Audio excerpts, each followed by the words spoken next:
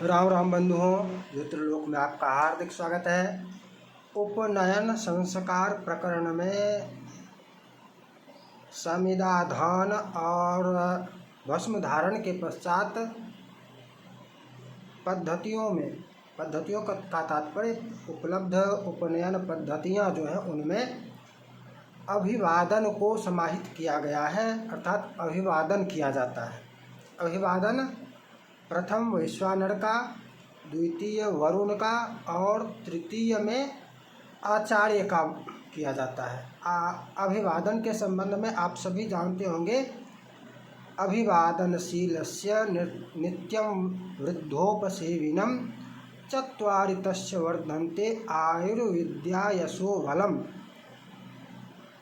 अभिवादनशील, अभिवादन संपन्न और वृद्धजनों की सेवा करने वालों की निरंतर चार वस्तुओं की वृद्धि होती है, चार विषयों की वृद्धि होती है, जिसमें ये चारों हैं आयु, विद्या, यश और बल। इसकी कामना यदि हो, आयु, विद्या, यश और बल, तो दो कार्य, अभिवादन और वृद्धजनों की सेवा करनी चाहिए। इसका विशेष महत्वपूर्ण है, यह बहुत महत्वपूर्ण है। और अभिवादन के संबंध में चर्चा यदि करने लगे तो बहुत विस्तृत चर्चा है। वैसे अभिवादन के संबंध में एक जो विशेष तथ्य है वह है व्यस्तपाणिना कार्यमुपसंग्रहणं गुरोः सव्येन सव्यस्पृष्टो दक्षिणेन तु दक्षिणः। मनु का वचन है कि व्यस्तपाणिना, दोनों हाथों से, व्यस्त, कार्यमुपसंग्रहणं गुरोः, गुरु का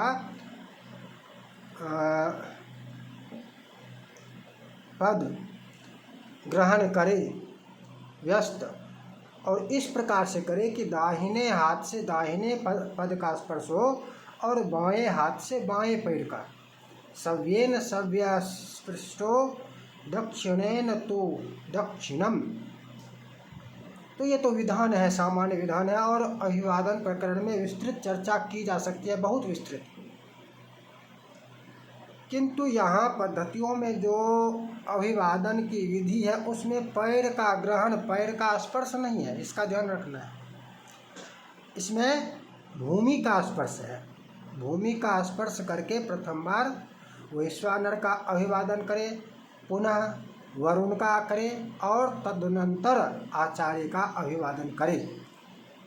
अभिवादन में और एक विधान है कि अपने गोत्र, प्रवर का और नाम का भी उल्लेख करें। गोत्र का, प्रवर का और नाम का तीनों उल्लेख करे, अपना परिचय दे।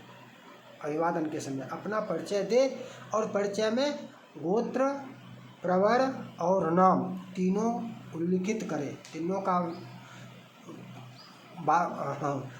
बोले, उच्चारण करें।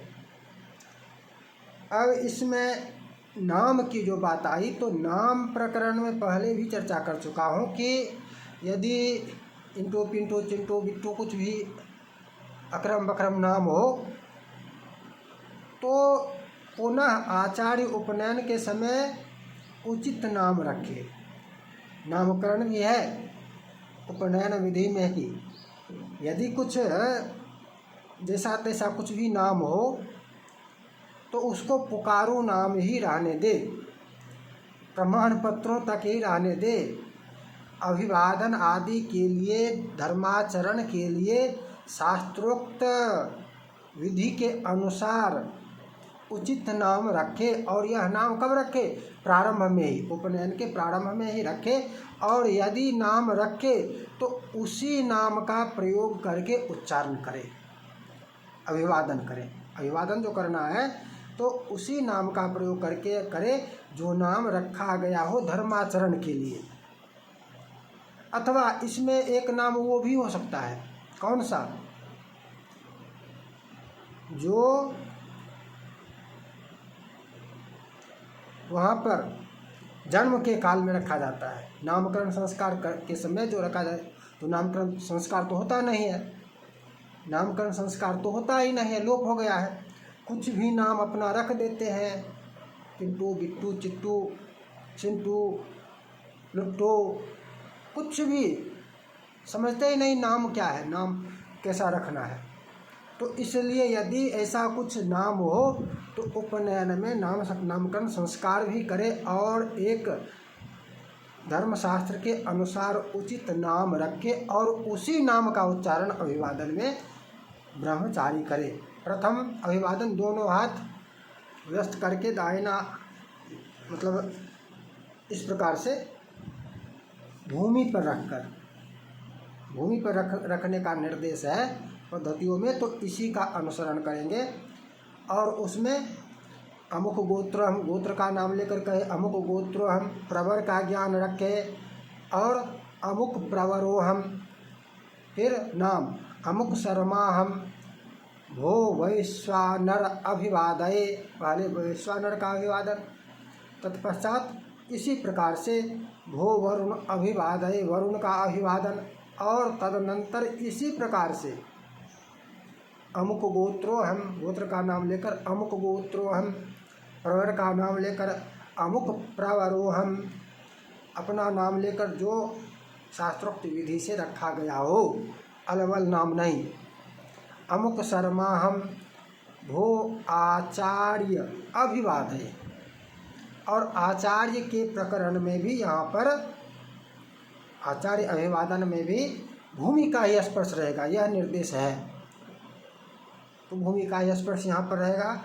और अभिवादन के पश्चात प्रत्युत्तर का विधान है, प्रत्यभिवादन का विधान है। अभिवादन को कोई निगल नहीं सकता। यदि शत्रु भी अभिवादन करे तो उसको प्रत्यभिवादन करने के लिए बाध्य है शास्त्र से। यदि राम भी रावण को ब्राह्मण मानकर प्रणाम करे तो रावण भी ब्राह्मण होने के निमित्त आशीर्वाद देने के लिए बाध्य है, अन्यथा पाप का भागी होगा।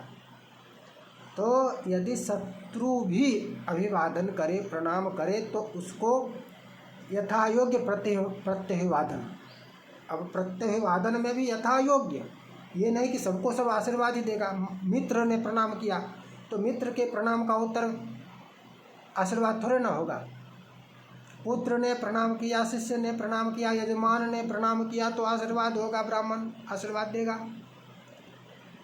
और दो मित्र ब्राह्मण है, एक ने प्रणाम किया, अभिवादन किया हाथ जोड़कर या बोलकर या राम राम कुछ कहकर, तो इसमें आशीर्वाद थोड़े ना होगा।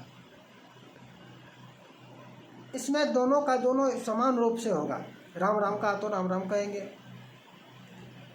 हाथ जोड़कर प्रणाम किया तो हाथ जोड़कर करेंगे। वैसे अभिवादन प्रकरण पर विशेष चर्चा पृथक हो सकती है, पृथक ही कर सकते हैं। यहाँ पर कुछ अधिक चर्चा कर दें तो अनुकूल नहीं होगा। तो अभिवादन जब शिष्य करे तो उसके पश्चात आचार्य आशीर्वाद प्रदान करे। आशीर्वाद प्रदान करने में भी विधान है कि क्या कहे, और ये विधान भी यही प्रत्यभिवादन, ये विधान भी बहुत विस्तृत है। यहाँ पर उपनयन पद्धति में उपनयन विधि के अनुसार आयुष्मान भव सौम्य, प्रणव लगाकर, प्रणव छोड़कर मैं उच्चारण बताता हूँ, जो भी जहाँ भी मंत्र है तो प्रणव सहित प्रयोग करें। और आयुष्मान भव सौम्य, तो इसमें उच्चारण का भी है कि कैसे उच्चारण करें। तो ये चर्चा विस्तृत हो सकती है, यहाँ पर हम इस पर विस्तृत चर्चा नहीं करेंगे, कभी बाद में अवसर होगा तो अभिवादन आशीर्वाद इस प्रकरण पर विशेष चर्चा करेंगे कि कुशल कब कहना चाहिए, क्षेम कब कहना चाहिए, इत्यादि इत्यादि। इस प्रकार से ये अभिवादन प्रकरण है। इस चर्चा को यहीं विराम देते हैं, पुनः मिलेंगे नई चर्चा के साथ। जय जय श्री राधे।